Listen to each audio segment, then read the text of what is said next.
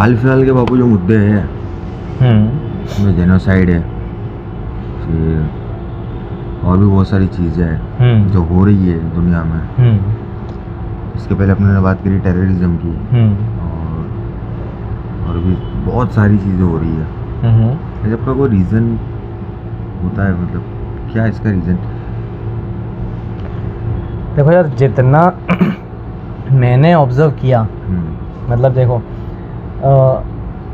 हमने डिस्कस किया था इस बारे में भी कि एक जिहाद वर्ड को टेररिज्म बता दिया गया, ठीक है। फिर हमने एक डिस्कशन किया था कि पूरा खेल चल रहा है, ठीक है। मुस्लिम कम्युनिटी को इसलिए टारगेट किया जा रहा है कि उसके पास पेट्रोलियम है। और हमारा लास्ट डिस्कशन कंट्रोवर्सीज़ पर था, जितनी भी कंट्रोवर्सीज़ अलग अलग तरह की हो रही हैं वर्ल्ड लेवल पे। तो पूरा जो रिसर्च कहो या पूरा जो समझ कहो, या हम ये कह सकते हैं कि जो हो रहा है उसकी एक ही वजह मुझे दिखाई दी, और वो एक वजह सिर्फ ये है कि सारा खेल पावर का है। The whole game is for power. क्यों पावर का है? अपनी कुर्सी बचाने के लिए। अपनी कुर्सी का नहीं लगता मुझे ऐसा लगता है कि पूरे वर्ल्ड पर एक कुर्सी लाने का है, एक नाइंसाफ़ी वाली कुर्सी लाके बिठानी है कि जिसका पावर ऐसा चलता हो कि उसके कहने पर लोग रोबोट की तरह काम करें। ये चीज़ है भी one world order. One world order को उसी तरह देखा जा सकता है, उसी नज़र से देखा जा सकता है कि भाई पूरे वर्ल्ड को एक ऑर्डर पे चलाओ। New world order. हाँ, न्यू वर्ल्ड ऑर्डर। तो कहने की बात यही है कि सारा खेल है ना पावर का ही देखा जा रहा है। हमें यही दिखता है कि भाई जो भी हो रहा है पावर के लिए। अब देखो ना, अमेरिका को किस चीज़ की ज़रूरत है? क्यों वो हथियार बनाता है ज़्यादा से ज़्यादा? इतने सारे वेपन्स जो अमेरिका ने बना के रखे हुए हैं, उसकी वजह क्या है? पावर। अलग अलग कंट्रीज़ अलग अलग वेपन्स बनाते हैं, वजह क्या है? पावर। सबको क्या चाहिए? पावर चाहिए। अब अगर हम एज अ ह्यूमैनिटी देखें तो ये जो पावर का जो ये नशा चढ़ा हुआ है सबको, ये नशा ह्यूमैनिटी के लिए बहुत ही खतरनाक है। हो रहा है, वो तो जहर है, स्लो पॉइज़न है। ये शुरू हुआ था कई साल पहले, आज बहुत बड़े लेवल पे आके ये चीज़ दिखने लगी है, वरना ये बहुत पहले ही शुरू हो गया था। ह्यूमन की है ना, ह्यूमन की एक साइकोलॉजी है हर बंदे की, ठीक है। छोटे से छोटा बंदा ही क्यों ना हो और बड़े से बड़ा बंदा ही क्यों ना हो, मतलब एक छोटा मजदूरी करने वाला आदमी और एक बड़ा बिजनेसमैन करोड़ों का एम्पायर लेके बैठा हुआ, इन दोनों को बस पावर चाहिए। पावर का मतलब क्या है मालूम है? मैं जैसा कमांड करूं वैसा तुम करो, ठीक है। तुम अपनी ज़िंदगी भी जियो ना तो मेरे उस पे उसूलों पे और मेरे कमांड पे। इलीट्स करते हैं ऐसा पॉलिटिशियनों के साथ में। हाँ, इलीट्स जैसा कर रहे हैं पॉलिटिशियन के साथ में। पपेट बना रहे हैं, ठीक है। इंडिया के प्राइम मिनिस्टर ने भी तो पिछले अभी कुछ दिनों पहले या कुछ महीनों पहले, एक साल पहले क्या कह दिया? अब न्यू वर्ल्ड ऑर्डर की शुरुआत है और हम उसका समर्थन करेंगे। तो ये न्यू वर्ल्ड ऑर्डर लाने वाला कौन है? मैं तो देखो, मैं तो सीधी बात बोलता हूँ कि भाई अगर कोई मेरी बात सुनता है ना तो उसको इन बातों पे रिसर्च करनी चाहिए कि what is new world order. आखिर क्या है न्यू वर्ल्ड ऑर्डर? शुरुआत कैसे हुई? छोटा बेसिक बताता हूँ मैं तुम्हें कि ये पावर का नशा क्यों है, क्यों लोग चाहते हैं कि पावर मिले उनको। आज मैं नॉर्मल ज़िंदगी जी रहा हूँ, मुझे बहुत से बहुत क्या ज़रूरत होगी? खाना पीना, रहना पहनना ओढ़ना। अब एक छोटा सा इंसान है, उसको ज़रूरत कितनी है? खाना पीना पहनना ओढ़ना। अच्छा पहने, अच्छा खाए, अच्छी अपने घर में रहे, ठीक है। मतलब किराया भरना ना पड़े, टेंशनों वाली ज़िंदगी ना हो। पर कुछ लोग खुराफाती होते हैं जिनका दिमाग ऐसा होता है कि वो चाहते हैं कि मैं तो ऐश करूं पर मैं 10 बंदों के ऊपर रूल करूं। मतलब मेरी ज़रूरतें चाहे करोड़ों रुपए की हों वो पूरी हों और वो किसी पर रूल करने के साथ हो। मीन्स पूरा जो ह्यूमन मतलब जितने दुनिया में लोग हैं वो आ जाए मेरे ताबे, मैं हुकूमत करूं उन पे, मैं उनका गॉड बन जाऊं, खुदा बन जाऊं। ये कुछ लोग, अच्छा ये कोई वैसी थिंकिंग नहीं है, मतलब कोई इंसान ये नहीं करता फ़िरौन की तरह या नमरूद की तरह कि मैं तुम्हारा खुदा हूँ, मुझ पे सजदे करो। ये आती है थिंकिंग कुछ खुराफाती लोगों की। वो खुराफाती लोग जब किसी मकाम पे पहुँच जाते हैं ना तो फिर वो ये चीज़ अप्लाई करते हैं। अब ये जितने भी बड़े बड़े बिजनेसमैन हैं या वो कौन है जो अपने आप को ब्लू बर्ड कहते हैं, रॉथशाइल्ड। हाँ, ये पूरी फैमिली, तो इन लोगों को क्या ज़रूरत है? ये जो इतना सारा गोल्ड एंड सिल्वर, ये जो 2 फैमिलीज़ हैं ये इकट्ठा कर रही हैं, इन लोगों को क्या ज़रूरत है?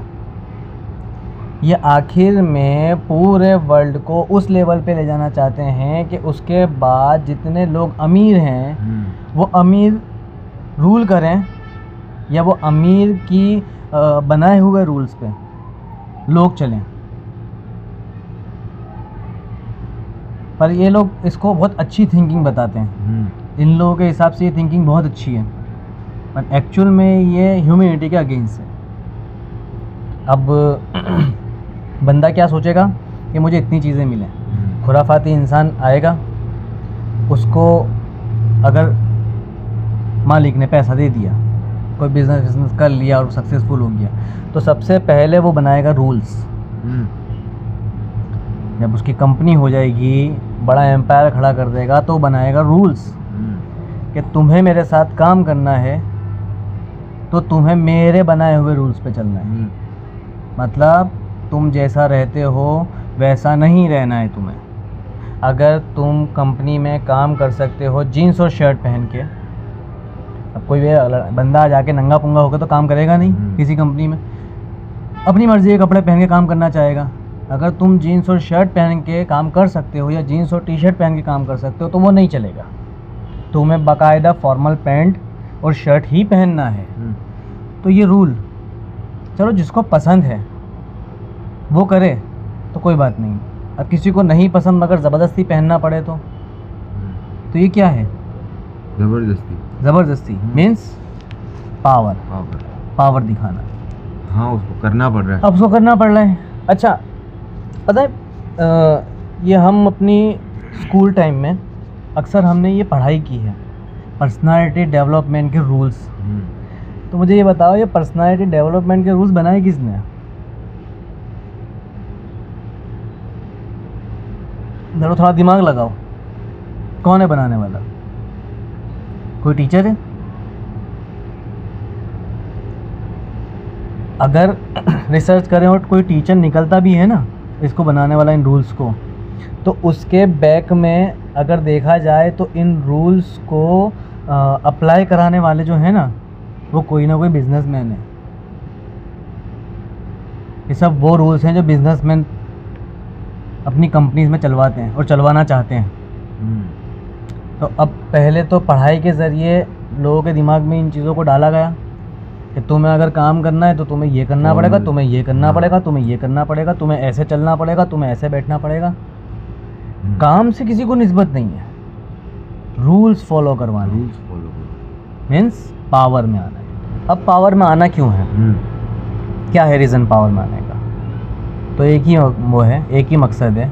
जिनको पावर में आना है उनका एक ही मकसद है कि दे वांट कि इनडायरेक्टली वो लोग बाकी दुनिया के लोगों को अपने से छोटा बनाएं। इक्वालिटी की जो बात करते हैं ना कि the whole humans are equal, ये सब सिर्फ बनावटी कहानियां हैं आपको बेवकूफ़ बनाने के लिए। असलियत यही है कि जितने भी बड़े लोग हैं पैसे वाले, ये चाहते हैं कि जितने भी छोटे लोग हैं, छोटे बिज़नेस करने वाले या जॉब्स करने वाले, जितने भी लोग हैं, ये लोग कीड़े मकोड़े की तरह रहेंगे। सिर्फ काम ही करें। सिर्फ काम ही करें और इनके लिए ही करें। बहुत बड़ी खेल खेलने जा रहे हैं, बहुत बड़े खेल खेले जा रहे हैं। अरबाज, आप अगर देखोगे तो ये बड़ी बड़ी कंपनियां,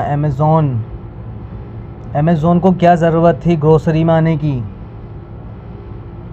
बताओ, अमेज़ॉन को क्या ज़रूरत थी उस फील्ड में आने की जो ऑलरेडी छोटे बिज़नेस वाले जो दुकान में अपना बिज़नेस करते हैं, छोटी सी 10 बाय 10 की, उसके अंदर जो काम करते हैं, उनके बिज़नेस पे आने की क्या ज़रूरत थी? अमेज़ॉन को ऑलरेडी कमा रहा था ना वो इलेक्ट्रॉनिक्स में और बाकी सब चीज़ों में।